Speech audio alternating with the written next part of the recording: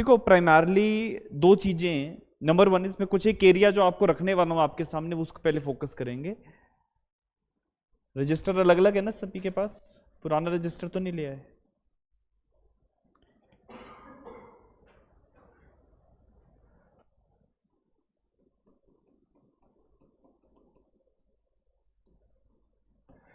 देखो as far as the concept of constitution is concern, दो चीजें ज्यादा फोकस के साथ आपने समझनी है। दैट इज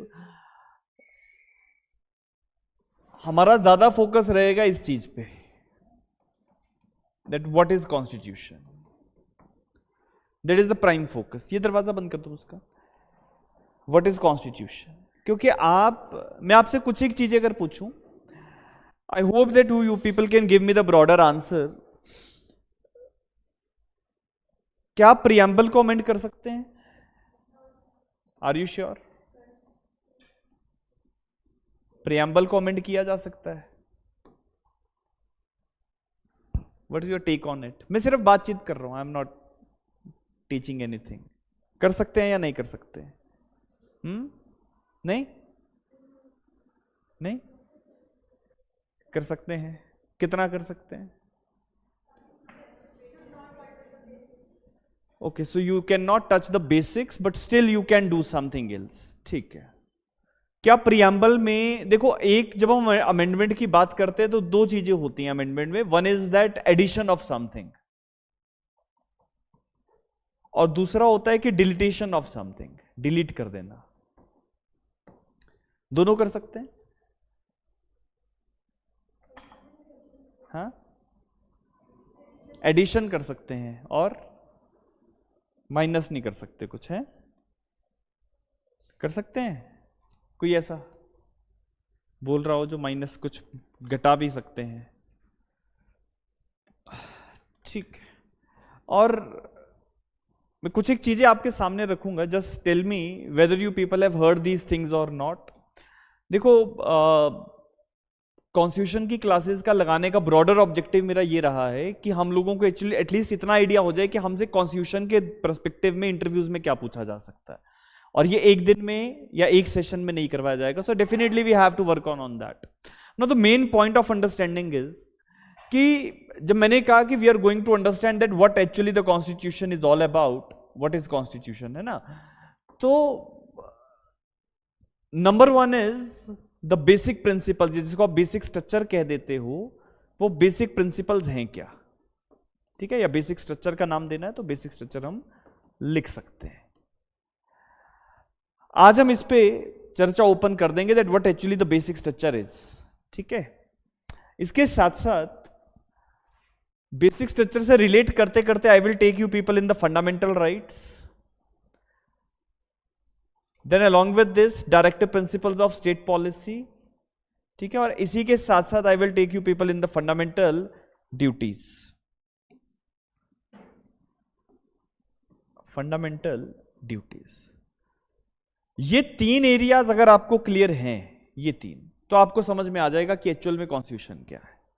क्योंकि इसके बाद आगे का जितना भी एरिया रहेगा, राइट ऑनवर्ड्स ऑफ 51 कैपिटल है, वो सारा का सारा एरिया आपका जो है वो पॉलिटी का एरिया है ना? उसमें पॉलिटिकल साइंस जो आर्ट्स के बच्चे पढ़ते हैं या अदरवाइज भी, वो पॉलिटी का एरिया है, पॉलिटी। और पॉलिटी में प्राइमरली अगर हम बात करें तो जैसे बिल्स हैं, इलेक्शंस हैं, prime minister, president, governor, ordinance, ये सब, हाई कोर्ट, सुप्रीम कोर्ट, वो सब आता है। लेकिन आपका मेन जो टारगेट है चीज को समझने का, वो ये है। ठीक है, ताकि आपको समझ में आए कि सरकारें काम कैसे करती हैं, डिग्नेटरीज काम कैसे करते हैं, कितना काम कर सकते हैं, डिस्क्रिप्शंस कितनी लगा सकते हैं, क्या ऑनरेबल सुप्रीम कोर्ट आज तक आर्टिकल 21, 19, 14 के ऊपर जो गोल्डन ट्रायंगल है हमारा, उसके ऊपर बातचीत करता है। अपार्ट फ्रॉम दैट, जो ये सब करने के बाद, उसके बाद हमारा जो एरिया रहेगा पॉलिटी में, खासकर जो हम डिस्कशंस करते हैं,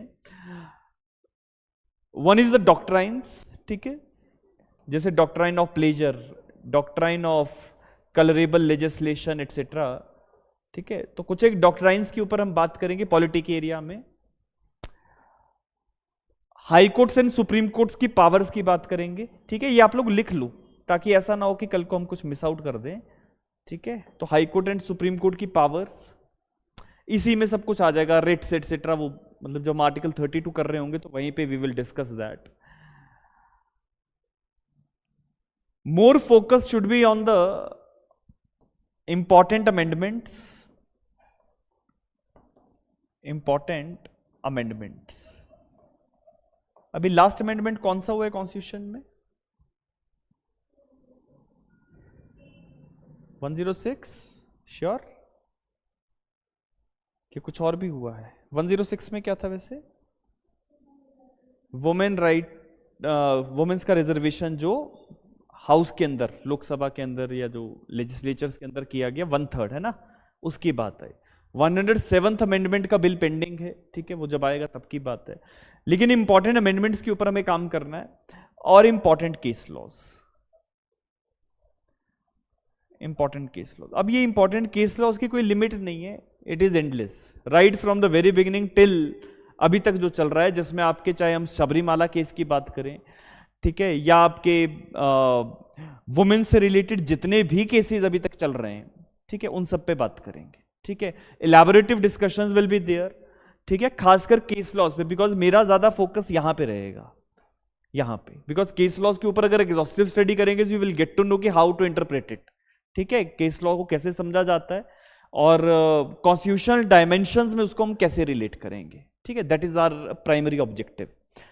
ठीक है, सो जस्ट स्टार्ट. ठीक है, आप एक चीज बताओ, that what is the concept of constitution. आप में से कोई भी व्यक्ति अगर मुझे बताना चाहे that what is the concept of constitution. आज जो सिर्फ बेसिक्स पे ओपन कर रहा हूं मैं, ठीक है, इसकी हिस्ट्री एटसेट्रा जो है ना, उसके लिए हम अलग से बात कर लेंगे. हिस्ट्री पे एक्स्ट्रा टाइम नहीं लगेगा हमें. ठीक है, लेकिन हमें ये समझना है that what is the concept of constitution.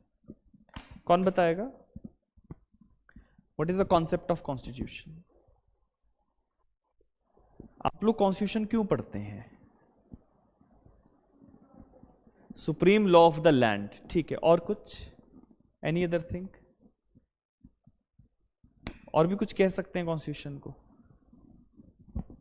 You can से, जैसे आपने अभी कहा that it is a supreme law of the land, है ना, तो उसी तरह से हम ये भी तो कहते हैं it is a parent document, ऐसा भी कहा जाता है. ठीक है, parent document. Like why we are saying that constitution is a parent document? क्यों कहा जाता है? व्हाई? इसी से बाकी लॉज चलते हैं, ये आपने कहा. और अगर कुछ ना चले तो, कुछ कॉन्स्टिट्यूशन की चाल पे ना चले तो क्या होगा?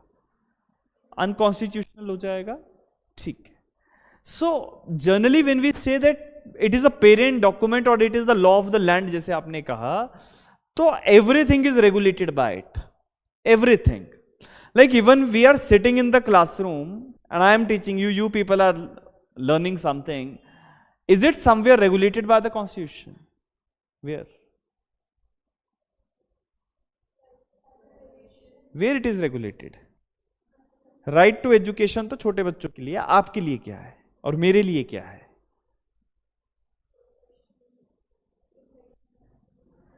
Is it not I have a right to practice my profession? Is it not I have a right to trade etc everything, है ना? So आर्टिकल 19 हमें कहीं ना कहीं रेगुलेट कर जाता है कि आपके पास फ्रीडम्स हैं, आपको जो कारोबार करना है, if it is in the broader limit of the constitutional parameters, तो आप अपना कारोबार, अपना प्रोफेशन, अपना ट्रेड, अपनी प्रैक्टिस कर सकते हैं. So that is basically article 19 which allows me to teach over here, है ना. आपके पास जब तक आपको पढ़ने का मन है आप पढ़ें. बहुत सारे लोग 30, 32, 35, 36, 40 साल तक भी पढ़ लेते हैं. ठीक है, उनकी मर्जी है, you can't restrict them. Because देखो, फ्रीडम्स जिसको आप क्या कहते हो हिंदी में, फ्रीडम को हिंदी में क्या कहा जाता है? अरे आजादी. लड़ेंगे उसके लिए हम लोग, है ना, आजादी के लिए. ठीक है, और क्या कहते हैं? मतलब आपके पर्सनल फ्रीडम्स को हम क्या कहते हैं? You have a freedom of speech, you have a freedom of expression, है ना, आर्टिकल 19 कह देता है. बट इसको हिंदी में क्या कहा जाता है? एक बहुत चर्चित टर्म इसके लिए हम यूज करते हैं. हाँ, व्हाट वी यूज टू से? यहाँ पे देख लेते हैं, कोई कुछ लिख के भेज रहा है।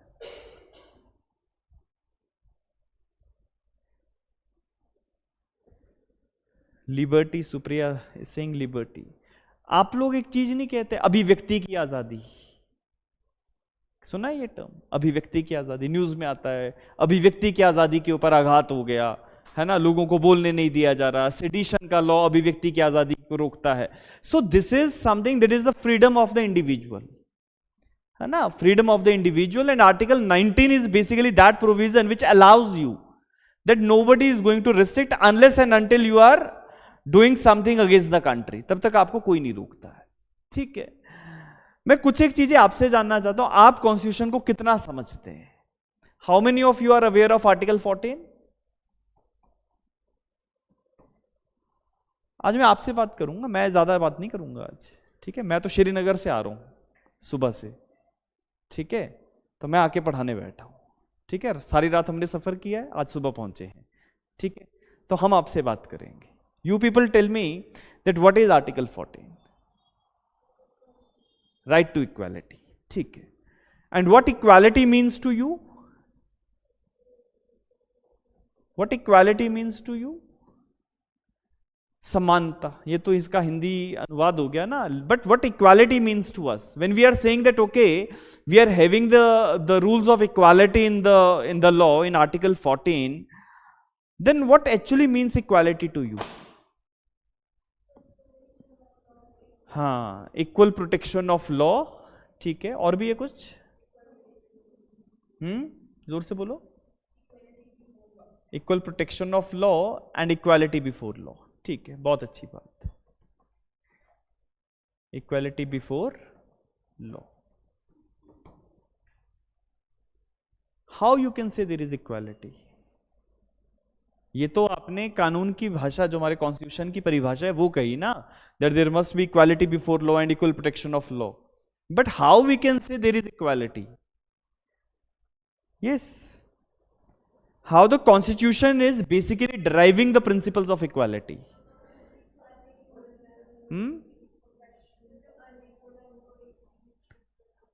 ठीक है, treating unequals as equals, बहुत अच्छी बात। ठीक है, आपने एक बहुत अच्छी बात कही, that is treating unequals as equals. Is it the reality? Is it the reality? कानूनी भाषा बात नहीं करेंगे। ठीक है, do it is the reality? Why? Why? देखो, हमने कह दिया ट्रीटिंग अनइक्वल्स एज इक्वल्स।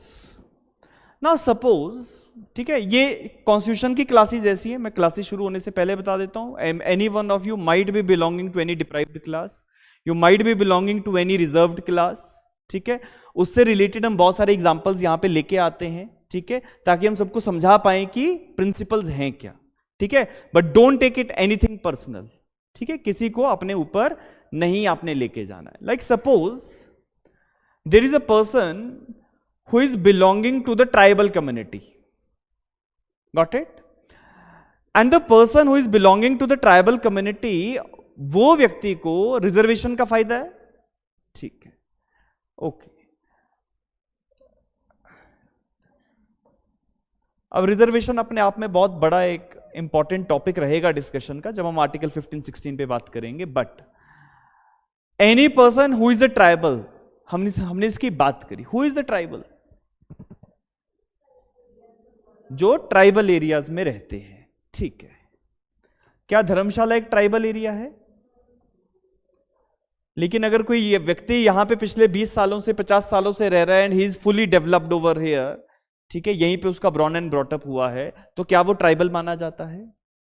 माना तो जाता है, माना तो जाता है, लेकिन वो ट्राइबल नहीं है। ठीक है, so it means if a person who is not living in a tribal area but he belong to a particular tribe, is it not that person is getting the benefit of the reservations? And the other persons who might be living in the tribal area, they are not getting the benefits. ऐसा भी possible है, शायद उसका कोई आधार card ना बना हो या कोई प्रमाण पत्र ना बना हो, तो उसको बेनिफिट नहीं मिलेगा। ये संभावना है कि नहीं है?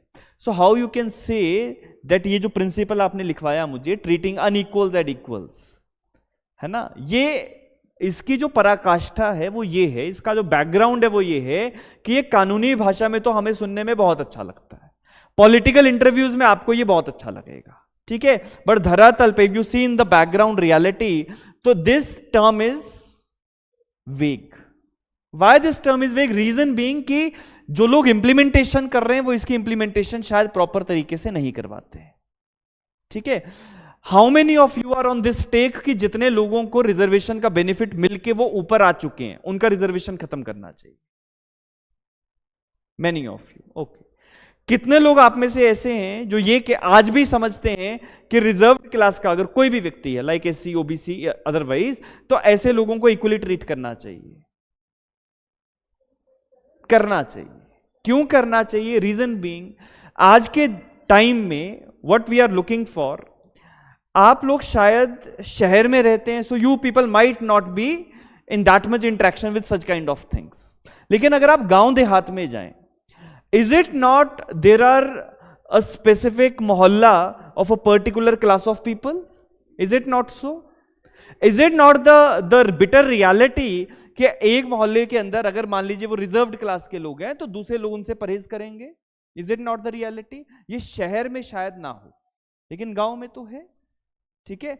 And even the people who are living in the village, उनके लिए ये टर्म बहुत मुश्किल है, ठीक है। तो हमारा देश जो है ना वो दो तरीके से, जिसको कहा जाता है ना कि ग्रामीण और जो हमारा शहरी इलाके हैं, ठीक है, दोनों में लोगों की मेंटालिटी को लेके a lot of changes are there, ठीक है, a lot of big difference we can say which we can find, but the point is that constitution अपने parameters पे इन चीजों को कैसे relate करता है वो हमें समझना, so that at the time when we are going to have the discussions on the reservations, कि क्यों आज आप कह रहे हो कि जी महिलाओं को 1/3 जो है रिजर्वेशन रखो, why the need of it is because you are looking for the point कि अच्छा आपकी महिलाएं जो हैं वो आपके पार्लियामेंट में इतनी ज्यादा रेशो में नहीं है ना, जब रेशो में नहीं है, even if you see in the judiciary as well, तो कितने हमारी फीमेल जजेस जो हैं वो सुप्रीम कोर्ट में या हाई कोर्ट्स में बैठी हैं? बहुत कम है, ठीक है। हिमाचल प्रदेश हाई कोर्ट में आई बिलीव ओनली 1 जज इज देयर, ठीक है, 1 or 2, I think Neha can give me the broader clarification, but otherwise I believe only 1 lady जज इज देयर, ठीक है। तो हर जगह ये चीज है। सो द रिजर्वेशन इज कि आप लोगों का पार्टिसिपेशन बढ़ा रहे हैं, ठीक है। जब लोगों का पार्टिसिपेशन बढ़ा रहे हैं, the person may be from coming from any vulnerable section, that person can be from coming from a female side, that person can be from the SC ST communities और ओबीसी कम्युनिटीज, बट इन लोगों की representations को बढ़ाने के लिए सब कुछ किया जा रहा है, ठीक है। रिप्रेजेंटेशंस बढ़ेंगे तभी आगे चल के जो है बदलाव देखने को मिल सकता है। सो कॉन्स्टिट्यूशन इज प्राइमरली, देखो हम ये समझते हैं कि it is a mirror of the society, mirror of society. क्या ये कहना सही है या गलत है? Constitution is a mirror of society, क्या ये कहना सही है या गलत है? अगर हम ये कहते हैं कि अच्छा आज समाज के अंदर ट्रांसजेंडर्स को एक पहचान मिली है कि नहीं मिली है? So why the supreme court is endorsing that the transgender must be the third gender, ठीक है। आज आप कह रहे हो कि transgender must be A third gender, तो हमने नए कानून में, नए क्रिमिनल लॉ में ट्रांसजेंडर की रेफरेंस कर दी, ठीक है, कि जब जेंडर की डेफिनेशन भारतीय न्याय संहिता में आज के समय में रखी जाएगी तो उसमें मेल, फीमेल और ट्रांसजेंडर तीनों आते हैं। So that is something which we are accepting now. Yes, आज आप लोग 377 को पार्शली अनकॉन्स्टिट्यूशनल समझते हैं। Why? When we are saying that okay, if there is the consensual same-sex intercourse, the society is adapting that, and if the society is adapting something, we are acknowledging it. Is it not? It is a mirror of the society. Supreme court जब भी unanimous judgements दे रहा है या majority की judgements दे रहा है, चाहे किसी भी कंटेक्स्ट में हो, ठीक है, जो समाज में चल रहा है उसी के हिसाब से परिवर्तन चलता है। कोई भी परिवर्तन ऐसा हो ही नहीं सकता जो समाज के अगेंस्ट चले, बेसिकली, ठीक है, प्रतिकूल चले, सॉरी, ठीक है। So we have to understand what is happening in the society, everything will be there in the law, we are going to see that particular thing. दूसरी चीज कि कॉन्स्टिट्यूशन की इतनी जरूरत क्या थी भैया? Why we need constitution? What is the need of the constitution? क्या जरूरत है? क्या बिना कॉन्स्टिट्यूशन के देश नहीं चल सकता था? क्यों नहीं चल सकता था?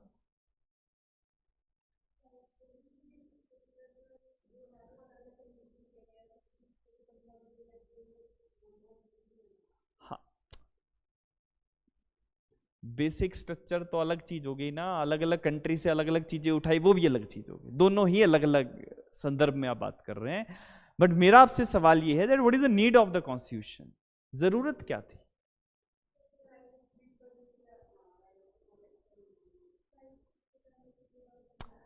अगर मैं आपको ये कहूं, अच्छा आपका राइट टू लाइफ है, ठीक है, और कहां लिखा है कॉन्स्टिट्यूशन में? आर्टिकल 21 आपका कहता है कि आपके पास जीने का अधिकार है।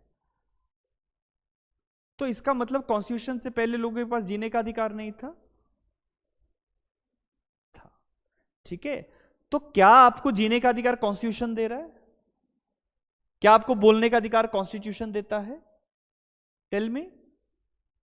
अगर कॉन्स्टिट्यूशन नहीं होता तो आप बोल नहीं सकते थे? उसको प्रोटेक्ट करने के लिए, ठीक है। So that is protection of rights, है ना, ये आप कह रहे हो। So when we are saying that okay, आपके जो राइट्स की जब हम बात करते हैं, खासकर जब हम फंडामेंटल राइट्स की बात करते हैं, ये फंडामेंटल राइट्स आपको कॉन्स्टिट्यूशन देता नहीं है। यू कांट से कि कॉन्स्टिट्यूशन ने आपको right to life and liberty दिया। कॉन्स्टिट्यूशन, ये राइट आपके पास इनहेरेंट है the moment a person takes birth, है ना। तो बच्चा क्या मां से पूछता है कि मैं बोलूं? कि जब वो पहली बार मां बोलता है तो क्या वो पूछता है कि क्या मां मुझे बोलने का अधिकार है कि नहीं है? हाँ, नहीं पूछता ना। It means the moment you are taking birth, this is a natural right which you are getting, है ना। क्या बच्चा सांस लेने से पहले किसी की परमिशन मांगता है?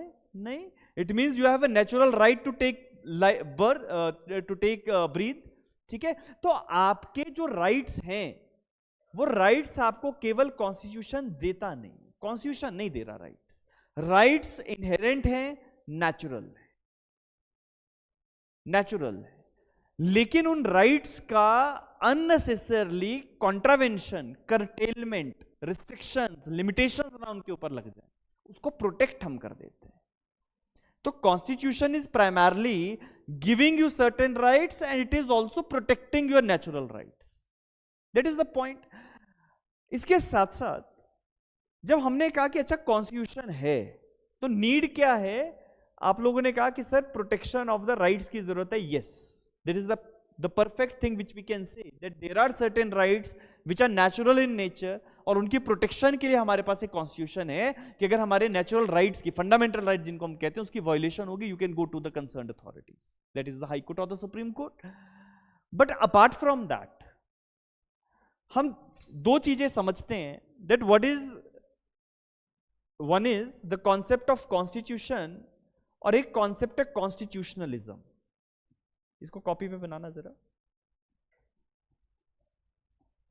Constitution and constitutionalism. कॉन्स्टिट्यूशनलिज्म, कोई आप में से व्यक्ति जो बताना चाहे दोनों के बीच में डिफरेंस क्या है? What is the difference between the both? Constitution and constitutionalism. Yes, any one of you? जितने लोग ऑनलाइन बैठे, कोई कुछ बोलना चाहे?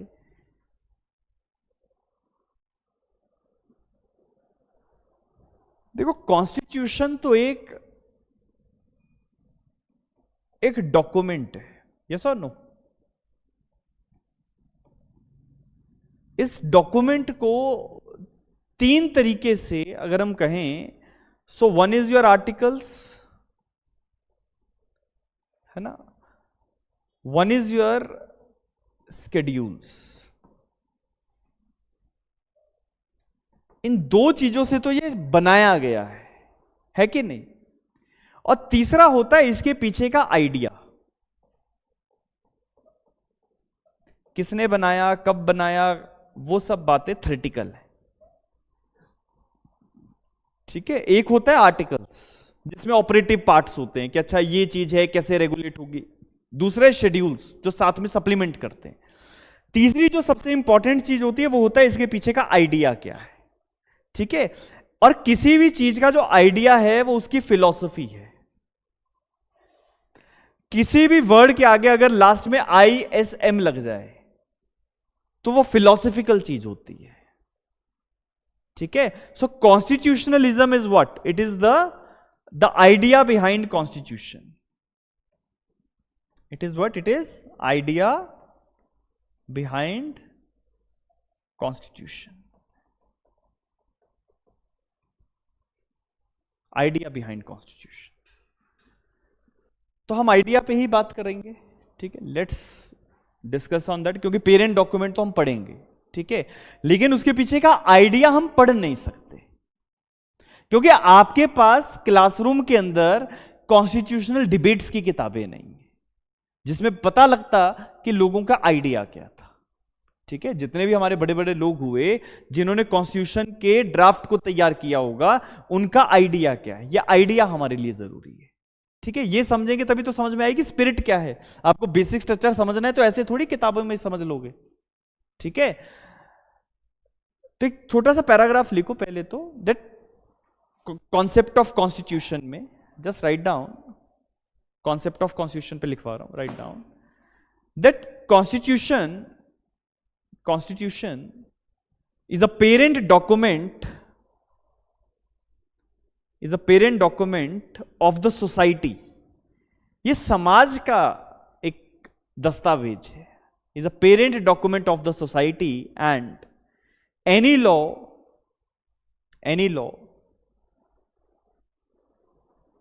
which was there prior to the constitution, any law which was there prior to the constitution, any law which was there prior to the constitution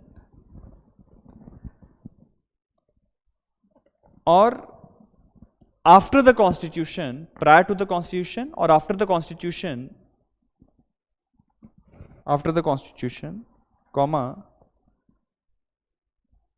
that law must be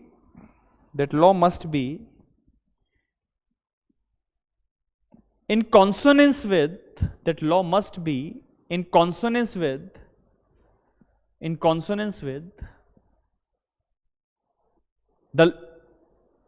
the idea of that law must be in consonance with the idea of the constitutional makers,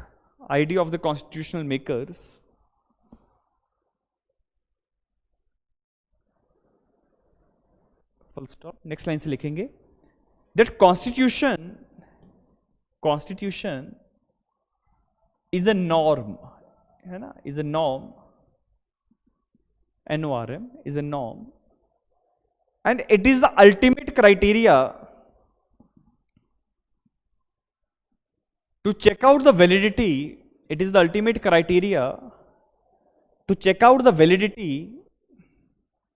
of laws, regulations, norms, other norms, है ना, laws, regulations, other norms, or any action in the society, and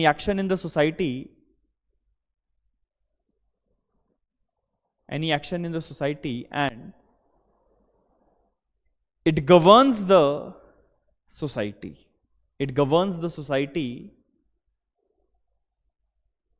So we can say that it governs the society. So we can say that constitution is the mirror of society. Constitution is the mirror of society.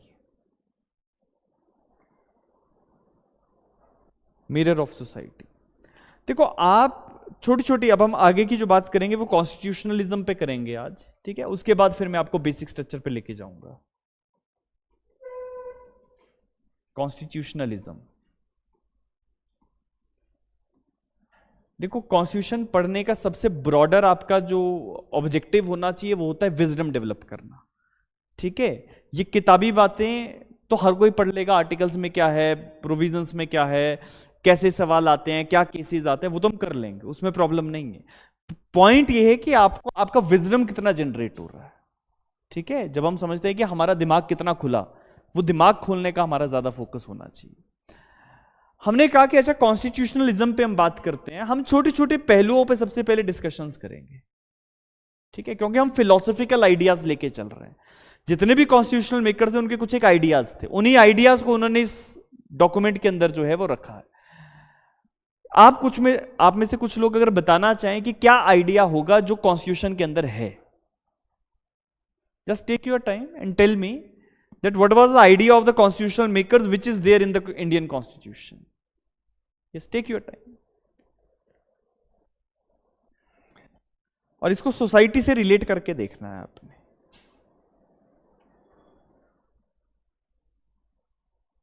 Society से relate करके देखना है।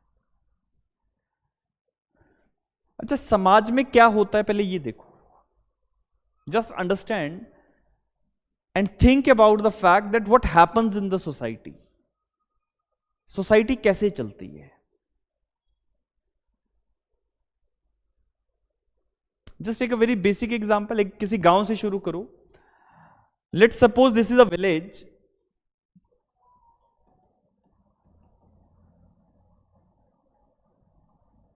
अब इस village में मैं ये कहता हूं कि मान लो 100 लोग रहते हैं, 100 पीपल या 1000 people reside in this particular village. अब इस गांव में अगर आप कभी गए हो किसी गांव के अंदर, तो गांव में क्या होता है। आप अपने गांव जाते हैं, ठीक है, आप ये ध्यान में रहो कि आप अगर अपने गांव जा रहे हैं तो आपको क्या देखने को मिल रहा है। जस्ट थिंक अबाउट दैट, सोचो। हमने कहा कि कॉन्स्टिट्यूशन सोसाइटी से चलता है, ठीक है, तो कॉन्स्टिट्यूशन बनाने के पीछे का ऑब्जेक्टिव क्या रहा होगा, हम उस पर जा रहे हैं। मैंने आपसे एक बड़ा बेसिक सा सवाल पूछा कि आप अगर अपने विलेज की तरफ जाते हैं और आपके गांव में 1000 लोग रहते हैं, तो आप अपने विलेज के अंदर क्या देखेंगे।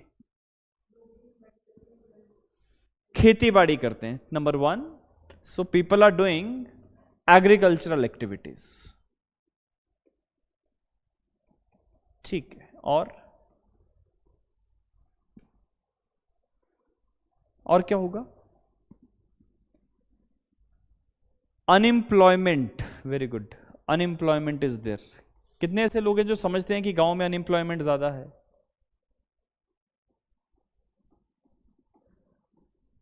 अब अनएम्प्लॉयड आदमी क्या करेगा, क्या करेगा। तो अनएम्प्लॉयड थोड़ी हुआ वो अगर बिजनेस कर रहा है। नहीं, employment does not means government job, फिर तो मैं भी बेरोजगार रहा।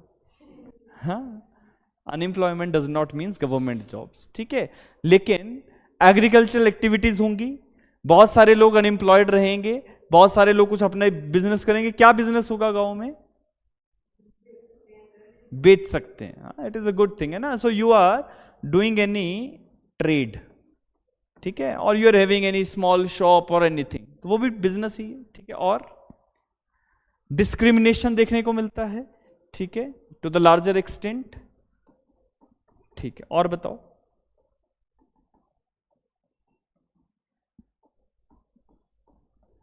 गांव में किसी ऐसे फैमिली के साथ जिसके साथ डिस्क्रिमिनेशन होता था on the grounds of suppose caste और ट्राइब और अदर थिंग, उनका कोई बच्चा नौकरी लग जाए तो क्या होगा, समाज में क्या मैसेज आएगा,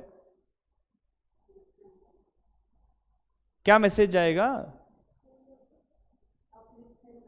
अपलिफ्टमेंट, ठीक है, तो यहां लिख देते हैं अपलिफ्टमेंट।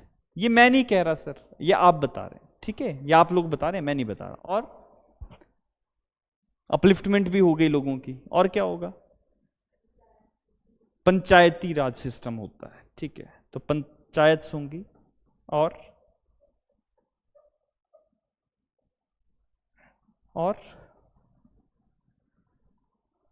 बहुत कुछ होगा।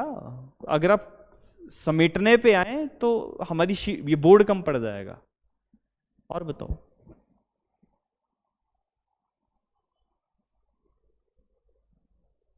गांव के बच्चे पढ़ते कहाँ हैं? छोटा बच्चा तो गवर्नमेंट स्कूल नहीं जाएगा, बिल्कुल छोटा बच्चा कहाँ जाएगा? आंगनबाड़ी जाएगा। ठीक है,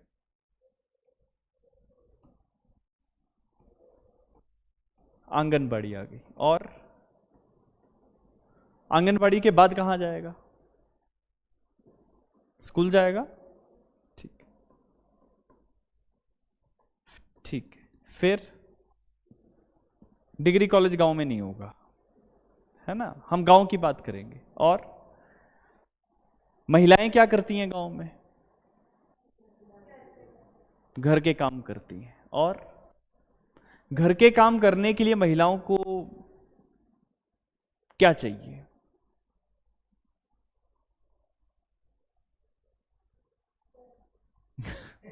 घर चाहिए। ठीक है। और कुछ आओ जरा उस पे, let's have a broader discussion. Muskan कुछ बोलना चाहे?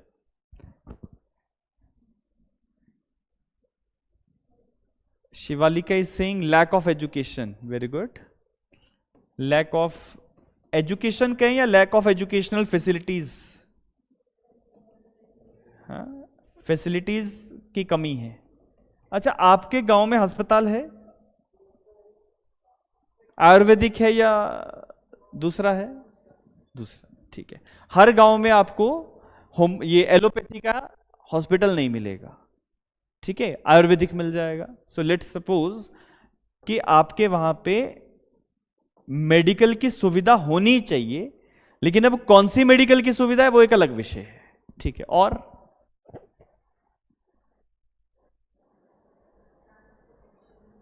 ट्रांसपोर्टेशन की कमी है। ठीक है। तो गांव में ट्रांसपोर्टेशन के लिए आप जाओ तो ऐसा कहते हैं आधे आधे घंटे बाद बस आती है जी, ऐसा कहा जाता है। अच्छा, फलानी जगह जाने जी, आधे घंटे बाद बस आएगी। हाँ, it means lack of transportation facility. और समझ रहे हो मैं निकाल क्या रहा हूं आप लोग? मैं ये बता रहा हूं कि समाज में है क्या। और बताओ।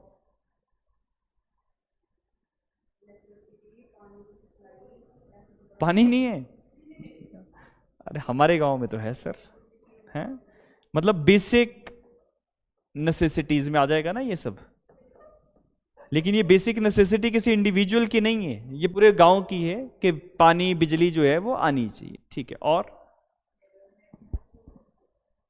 सड़कें कैसी हैं आपके गांव में? बहुत अच्छी हैं। ठीक है। So infrastructure is also one of the point, है ना, इंफ्रास्ट्रक्चर। और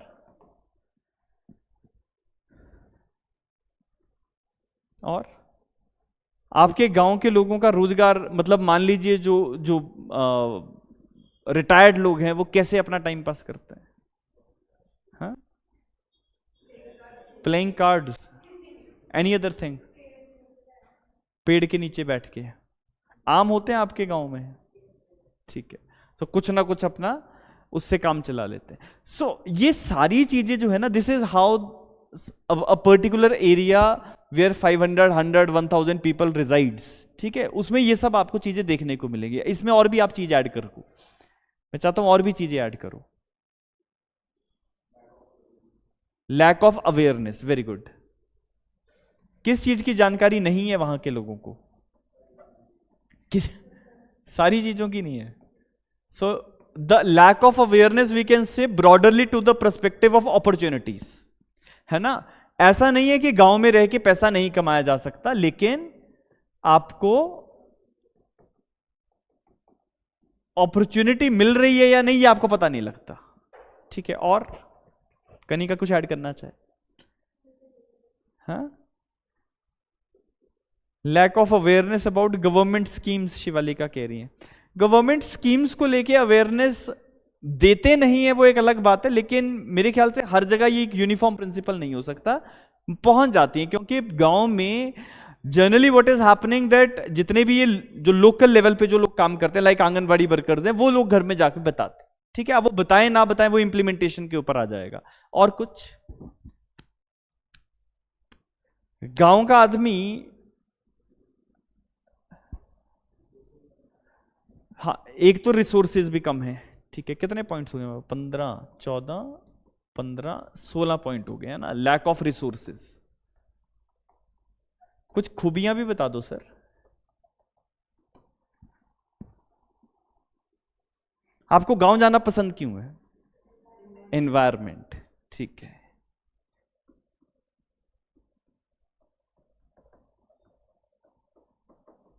और खाली इन्वायरमेंट के लिए जाते हो? अच्छा, आप गांव में जाते हो तो आप अपने आस पड़ोस के लोगों को कैसे बुलाते हो?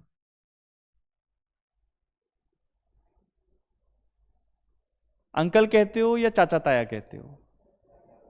हम्म, चाचा ताया कहते हो, ठीक है। So social solidarity is there, yes or no? ये पॉइंट्स मेरे आगे पीछे हो गए, लेकिन लिख लेते हैं ना। Social culture, social culture, social solidarity आपको गांव में ज्यादा देखने को मिलती है ना। आपने लगभग बिना कहीं से पढ़े 18-20 पॉइंट मेरे पास रखे हैं, रखे। It means you people know that how a village runs, ठीक है। इसमें कुछ और भी जोड़ना चाहो तो जोड़ सकते हो, कोई दिक्कत नहीं। Any other thing? शिल्पा कुछ बोलना चाहे? शिल्पा गांव से आती है, शहर से आती है? गांव से आती है। तो आपके गांव में ऐसा क्या है जो यहां पे नहीं आया अभी?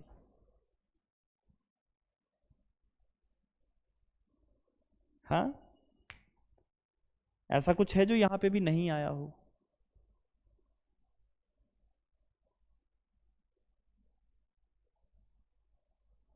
आ गया सब कुछ? गैस एजेंसी है गांव में? फिर गांव में गैस एजेंसी भी नहीं है। पेट्रोल पंप है आपके गांव में? नहीं है।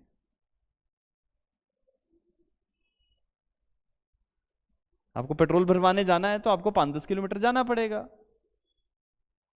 कनिका का घर थोड़ी है कि बाहरी पेट्रोल पंप था पहले तो। हाँ, सो इट मीन्स जब हमने कहा, हमने इन सारे पॉइंट्स में लगभग एवरीथिंग इज देयर, ठीक है। आप में से कोई कुछ और कहना चाहे? हाँ, Rukmani Singh, no pollution, jointness आपने कहा, jointness means social solidarity. Now let's see that where the constitution is putting everything. ये सोसाइटी है, समाज है। अब इसमें देखते हैं कि कॉन्स्टिट्यूशन कहां है। Let's see that. देखो, आपने अब जो तो कमियां हैं तो कमियों से ओवरकम करना सरकार का काम है, हम उस पर नहीं जा पाएंगे। लेकिन लेट्स सी कि हमने कहा कि अच्छा सोशल कल्चर है ना, सोशल कल्चर है। सोशल सॉलिडारिटी को लेके कॉन्स्टिट्यूशन में कहां पे है पॉइंटर्स?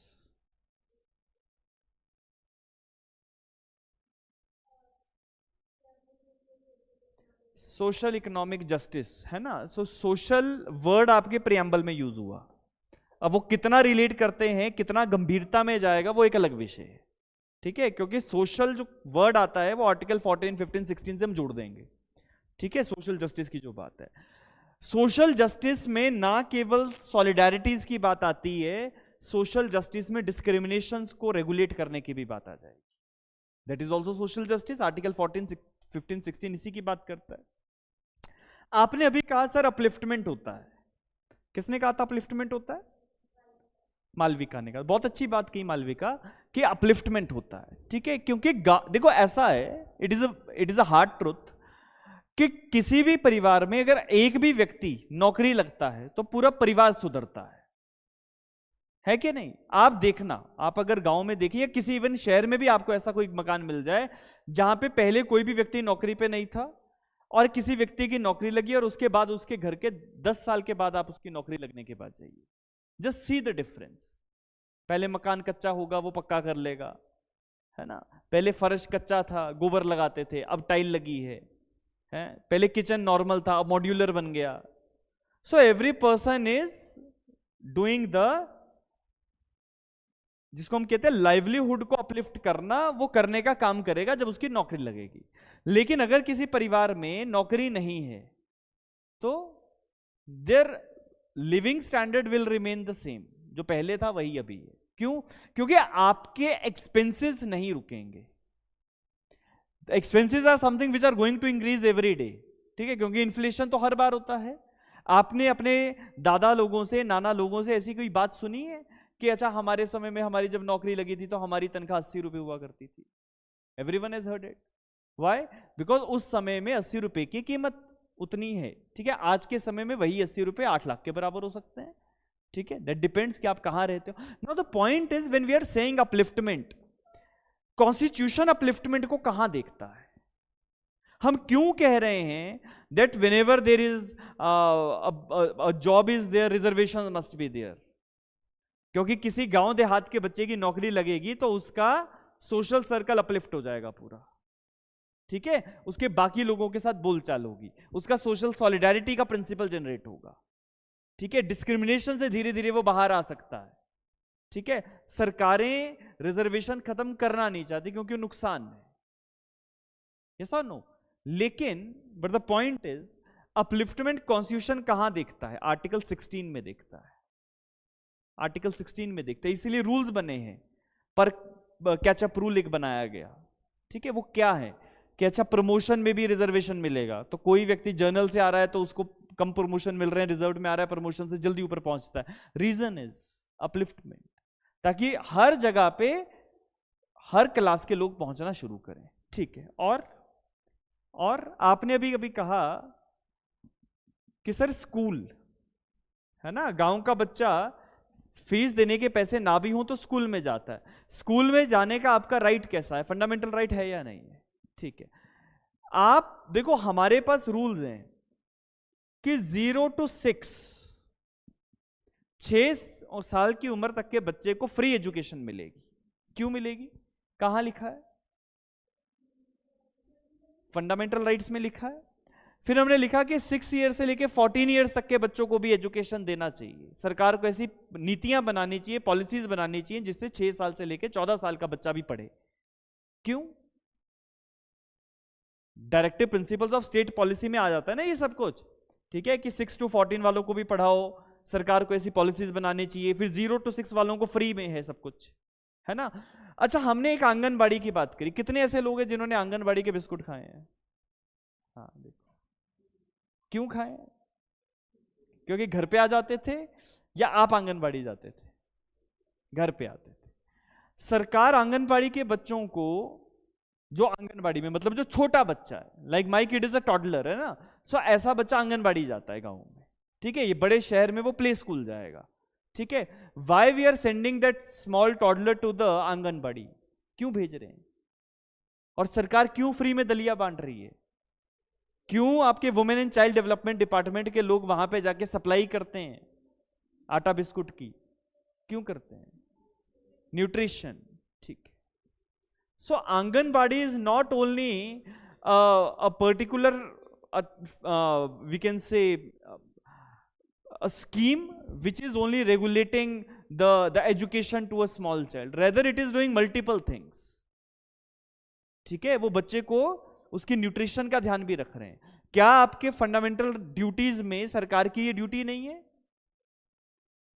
अच्छा, आपकी सरकारें, अभी इसमें और भी चीजें अगर हम जोड़ना चाहें तो और भी जोड़ सकते हैं। आंगनबाड़ी वाले एक काम करते हैं, किसी भी घर के अंदर कोई महिला प्रेग्नेंट हो तो उस महिला का पूरा रिकॉर्ड बनाया जाता है, उसको एक कार्ड दिया जाता है जिसको जच्चा बच्चा कार्ड कहा जाता है। Why they are making it? क्योंकि मां और बच्चे दोनों की सेहत का ध्यान रखना सरकार का दायित्व है। The government has created policies for that, so that is also there in the constitution, ठीक है। अब ये क्यों बनाए जा रहे हैं? ठीक है, आपने कहा सर अनएम्प्लॉयमेंट है। क्यों है? Lack of awareness, lack of opportunities के कारण से अनएम्प्लॉयमेंट है, ठीक है। अब अनएम्प्लॉयमेंट को बढ़ावा देने के लिए सरकार स्कीम लगाती है, मतलब अनएम्प्लॉयमेंट को एम्प्लॉयमेंट में चेंज करने के लिए सरकार स्कीम लगाती है। नाउ द पॉइंट इज, ये सारी चीजें आपने कहा, अच्छा सर एनवायरमेंट, क्या आपका ये फंडामेंटल ड्यूटी नहीं है कि आपका एनवायरमेंट अच्छा होना चाहिए? वाइल्ड लाइफ को प्रोटेक्ट करना है, एनवायरमेंट आपका ठीक होना चाहिए, this is your fundamental duty. सरकार क्या directive principle of state policy में आपको मिलेगा, ठीक है। सो आपके गांव का माहौल कॉन्स्टिट्यूशन से पूरा रिलेट कर रहा है, तो इसका मतलब ये नहीं है कि कॉन्स्टिट्यूशन आया है उसके बाद ये सब कुछ आपने कहा कि अच्छा हमें पेड़ लगाने चाहिए, ये तो पहले भी होता था। But only thing is now we are having a parent document which is now regulating everything. That is the idea कि एक ऑर्गेनाइज्ड तरीके से लोगों को चलाना शुरू किया जाए, क्योंकि हमने अभी अभी कहा that it is the mirror of the society, mirror of the society. तो सोसाइटी अगर अनऑर्गेनाइज्ड रहेगी तो उसका क्या इंपैक्ट पड़ेगा? If the society is unorganised तो क्या इंपैक्ट पड़ेगा बताइए?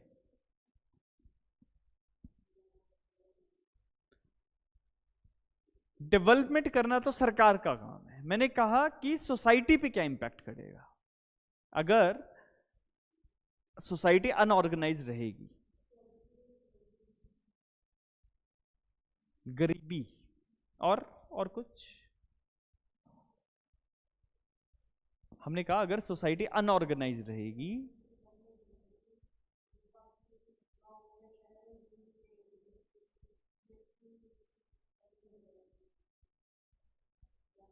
मतलब आप जिस कंटेक्स्ट में कह रहे हो वो सब गवर्नमेंट के एंड पे कहीं ना कहीं लैकिंग रहेगी। मेरा आपसे ये कहना है कि समाज में अगर ऑर्गेनाइज्ड बिहेवियर नहीं रहेगा तो क्या होगा? क्रिमिनल एक्टिविटीज ज्यादा होंगी। गुड। और क्या हो सकता है?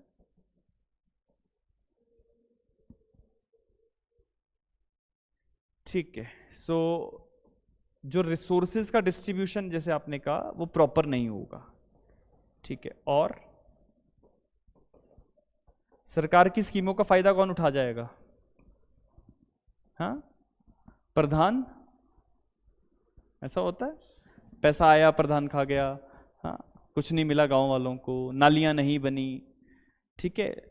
लेकिन मान लीजिए मैं ये कहता हूं कि अगर कोई अथॉरिटी नहीं है, कोई चेक एंड बैलेंस का सिस्टम नहीं है, सिर्फ समाज है और समाज के लोग हैं, तो और वो समाज के लोगों को रेगुलेट नहीं किया जा रहा है, उसका क्या दुष्परिणाम है? जिसके पास ज्यादा पावर होगी वो सप्रेस करेगा। पावर किसके पास? पावर किसके पास हो? Upper class of the society के पास। ठीक है। There will be the upper class of society and upper class और लोअर क्लास का क्राइटेरिया क्या है? What is the criteria of determining the upper class and the lower class? Education is not the criteria of upper class. Caste is the criteria of upper class. अब the person who is belonging to the upper caste, है ना, मान लीजिए कोई व्यक्ति ब्राह्मण या Rajput category से आता है, तो that person will be creating a domination, he will dominate the other categories. ऐसा होगा क्योंकि आप एजुकेशन को अपर क्लास का क्राइटेरिया नहीं बना पा रहे हो। क्यों? क्योंकि अगर मैं अपनी बात करूं, लाइक हमारे गांव में ऐसे बहुत सारे लोग हो सकते हैं जो राजाओं के वंशज होंगे शायद। ठीक है, वो राजपूत या ब्राह्मण फैमिली से अगर बिलोंग कर रहे हैं, they are belonging to the upper class. Doesn't matter what their education is, लेकिन वो किसी भी को भी जाके डरा देते हैं। But now at this point of time they are refraining to do such kind of activities because now we are having the Scheduled Caste and Scheduled Tribe Atrocities Act 1988, इसलिए रुकते हैं। तो रेगुलेट किया जा रहा है कि आप अपने आप को कानून से ऊपर ना समझें, यही कहा जाता है। सो द प्राइमरली आप ये पूरा जो हम यहां पे डिस्कशन कर रहे हैं, इस डिस्कशन का ब्रॉडर ऑब्जेक्टिव यही है कि what is the policy behind constitution, philosophy behind constitution, that is society should be organized. अगर ऑर्गेनाइज नहीं होगा तो कुछ भी नहीं चलेगा। थोड़ा सा लिखेंगे, write down that constitutionalism means the principles and idea behind the constitution, principles or idea behind the constitution and those principles which are suited to the society, those principles which are suited to the society, with those principles which are suited to the society, were the idea behind was the idea behind the constitution, was the idea behind the constitution, full stop. Point number 1, that constitutionalism कभी पूछ लेते हैं MCQs में, MCQ कह रहा हूं, ये interviews में कभी कभी पूछते हैं कि कॉन्स्टिट्यूशनलिज्म क्या है बताओ, ठीक है, तो उसके ऊपर कुछ एक आप पॉइंटर्स लिखेंगे. Point number 1, that it is the idea, it is the idea that the society can be, it is the idea that the society can be organized on, society can be organized on some basic set of principles, society can be organized on some basic set of principles, basic set of principles which are existing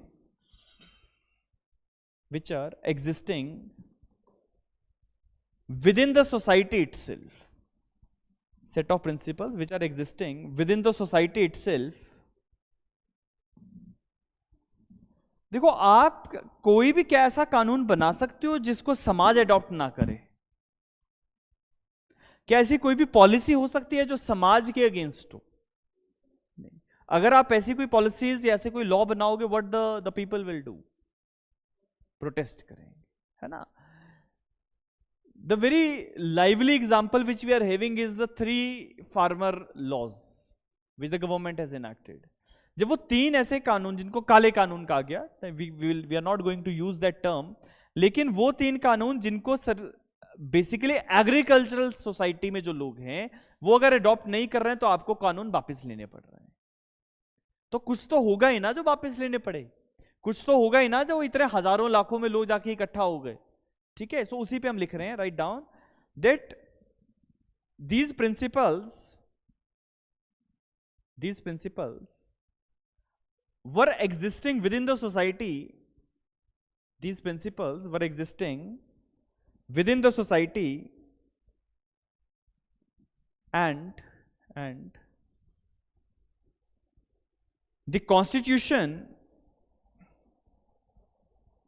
is based upon these principles, and the constitution is based upon these principles so that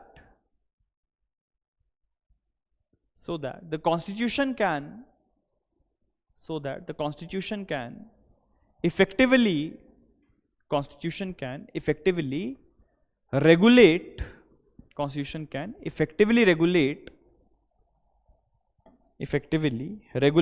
and organize the society, can effectively regulate and organize the society, full stop.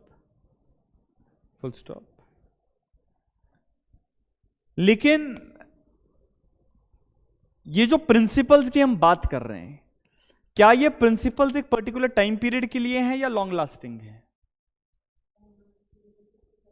जब तक society, बहुत अच्छी बात इसने कही कि जब तक समाज है तब तक ये प्रिंसिपल्स रेगुलेट करें. इसका मतलब है कि आपका जो विजन है इन प्रिंसिपल्स को बनाने के पीछे, वो प्रिंसिपल जो विजन है वो शॉर्ट विजन नहीं था, it was a long lasting vision, क्योंकि सोसाइटी में कॉन्टिन्यूसली कुछ ना कुछ बदलाव आ सकता है. तो आपने जब कॉन्स्टिट्यूशनल पैरामीटर्स क्रिएट करने हैं तो आपको इस चीज का ध्यान रखना है कि क्या बदलेगा और क्या नहीं बदलेगा. जो नहीं बदलेगा वो प्रियम्बल होगा, और जो बदलेगा वो प्रियम्बल का हिस्सा नहीं हो पाएगा. जो बदलेगा वो बेसिक स्ट्रक्चर नहीं है, और जो नहीं बदलेगा वो बेसिक स्ट्रक्चर है. तो इसके बाद जब हम बेसिक स्ट्रक्चर पे आएंगे, I will tell you people that how to identify the rules of basic structure. लिखो थोड़ा सा, write down. The idea is that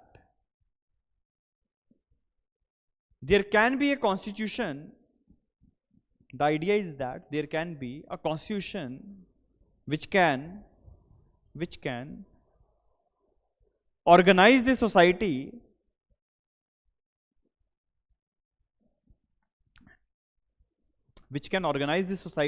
and it is also that it is also that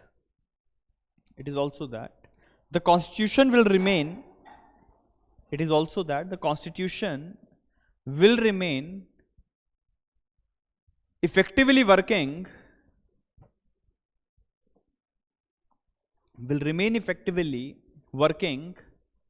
in the society forever,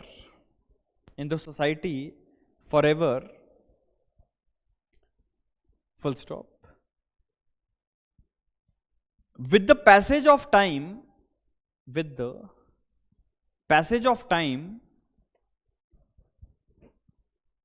the society evolves. With the passage of time, the society evolves, and there might be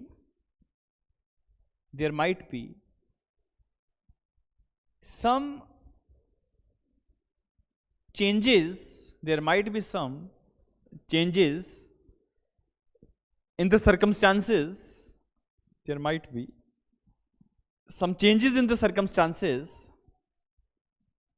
and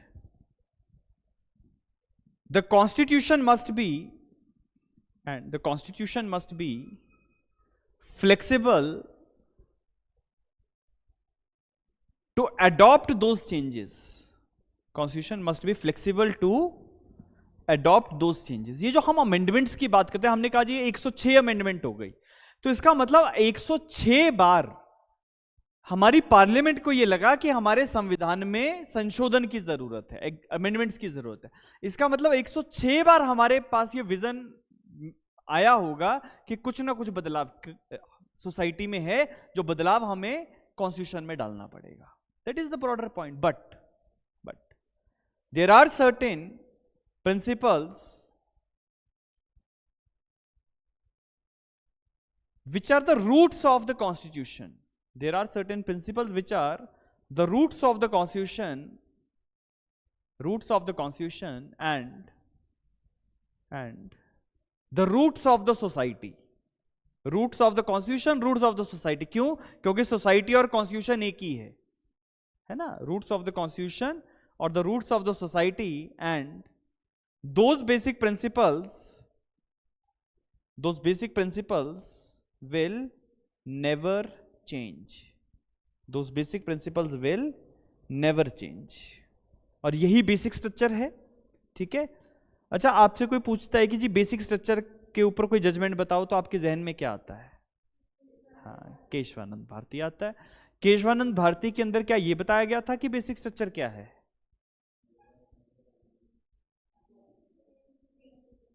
change नहीं कर सकते। क्या change नहीं कर सकते? Basic structure नहीं बदल सकते। और बदल देंगे कैसे अगर बदलना हो तो? आर्टिकल 368 की रेफरेंस में होता है, ठीक है। चलो, इसमें एक छोटा सा मैं केस दे रहा हूं, उस केस का नाम लिखेंगे। कॉन्स्टिट्यूशनलिज्म के ऊपर केस है। The name of the case is M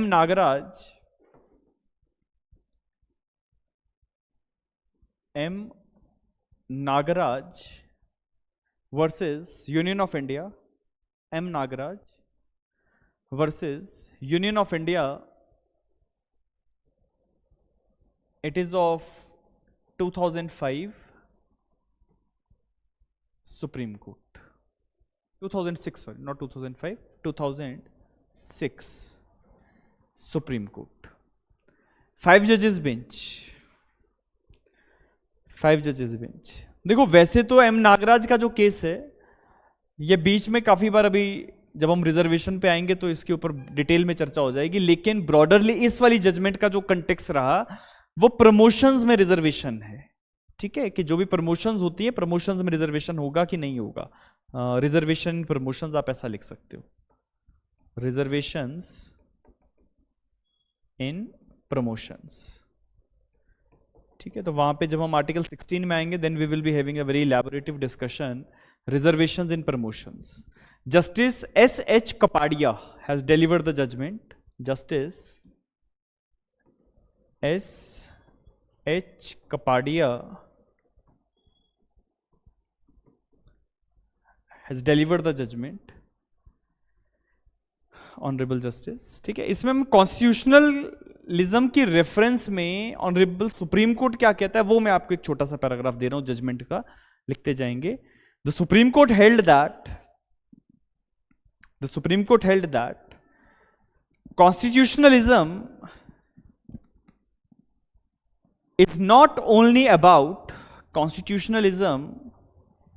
is not only about supremacy of the constitution. Constitutionalism is not only about the supremacy of the constitution, rather it is also about the continuance of the constitutional identity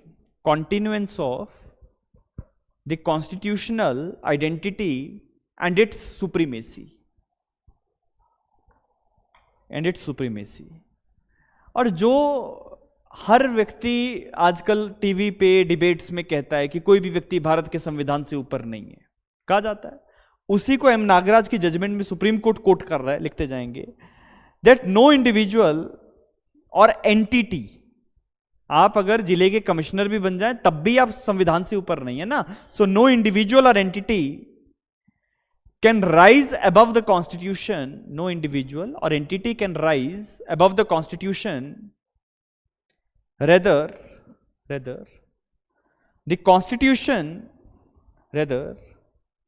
the constitution is itself supreme.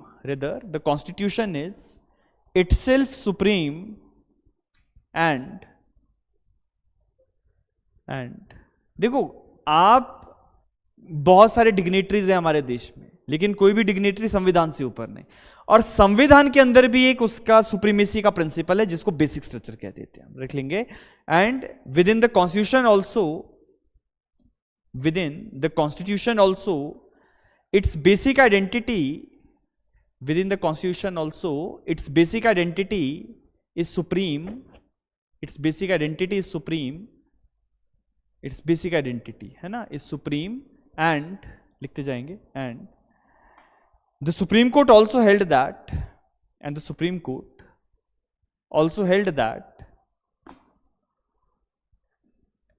it is not bound by, Supreme Court also held that it is not bound by the express wordings of the Constitution. It is not bound by the express wordings of the Constitution, rather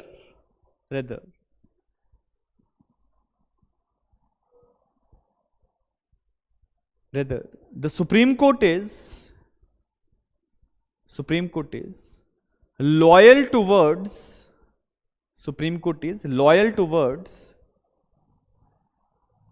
the supremacy, या loyal towards the spirit, ऐसे लिख लो, loyal towards the spirit of the constitution, is loyal towards the spirit of the constitution।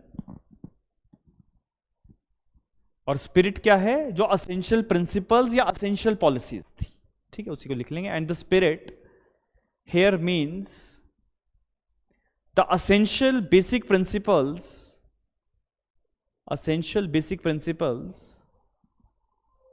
of the constitution, essential basic principles of the constitution, full stop। इसके बाद एक और judgement में इसी reference में, constitutionalism की रेफरेंस में दे रहा हूं, केस का नाम लिखेंगे, it is IR Coelho versus state of Tamil Nadu versus state of, पूरा लिखेंगे, है ना, Tamil Nadu. It is of 2007 supreme court,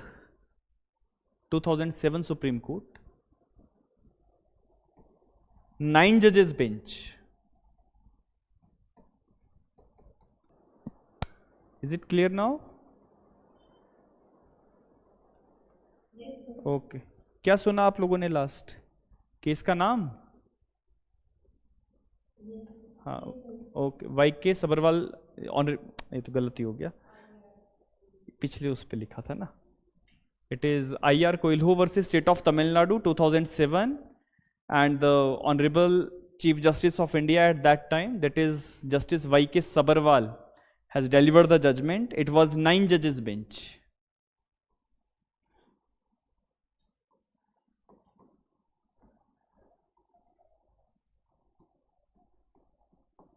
nine जजेस बेंच. और अगली जो चीज मैंने आपको बताई कि इस केस में हमारे ऑनरेबल हमारे कॉन्स्टिट्यूशन का 9th शेड्यूल जो था वो चैलेंज किया गया था. आप बस साइड पे लिख लेंगे, 9th schedule was challenged in this case.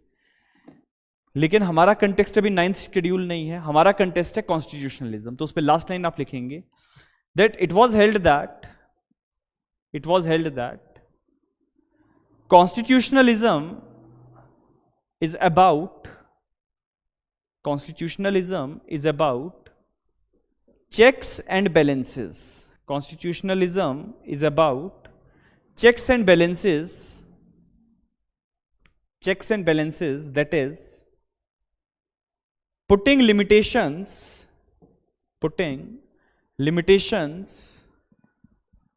upon the powers of the government, putting limitations upon the powers of the government, full stop. The constitution either expressly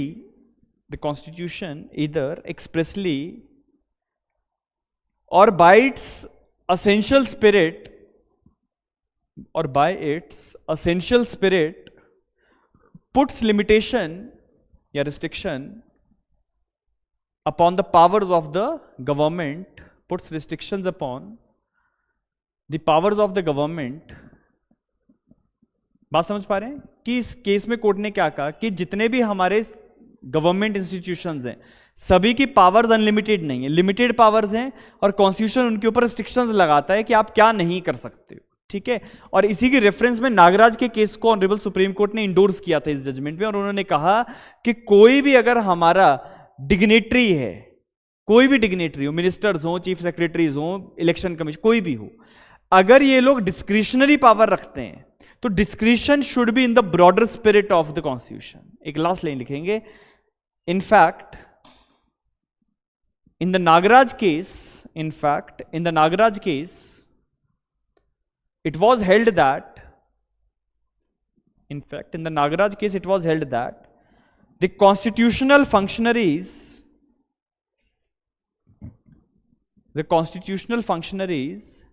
have been given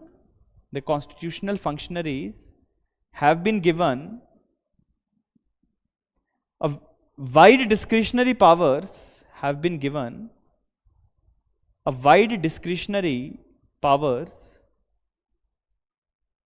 discretionary powers, but those powers are wide discretionary powers, but those powers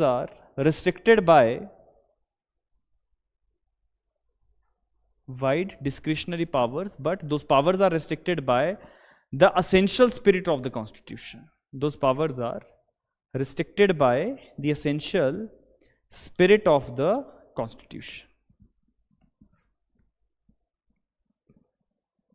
ठीक है. कि जितने भी dignitaries हैं आपके पास powers होंगी, बेशक discretionary powers है, कॉन्स्टिट्यूशन अलाउ करेगा, लेकिन वो भी एक दायरे के अंदर रहेंगी. वो दायरा हमें समझना है कि क्या रहता है.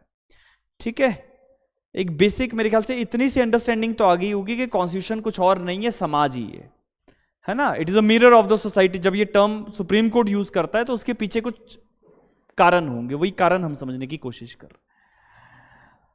The next area which I am going to have the discussion with you people, आज तो ज्यादा इसमें ओपनिंग नहीं करेंगे, 10-15 मिनट और मैं सेशन लूंगा, लेकिन हम चले जाएंगे अब बेसिक स्ट्रक्चर के ऊपर.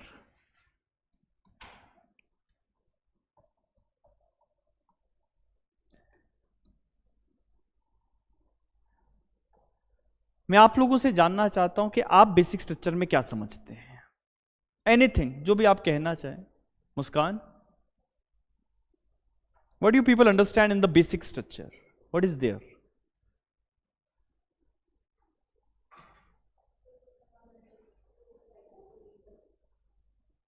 बेसिक फंडामेंटल्स जो सोसाइटी को डील करते हैं, क्या होंगे वो basic fundamentals?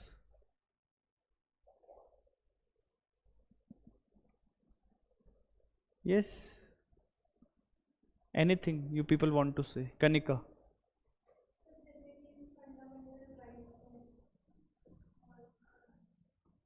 Are fundamental rights a part of basic structure?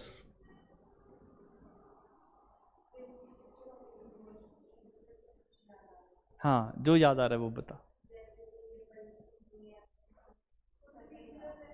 नहीं नहीं नहीं, वो नहीं, बल्कि वो तो फीचर्स में आएगा ना, मैं आपको थ्योरी थोड़ी पढ़ा रहा हूँ।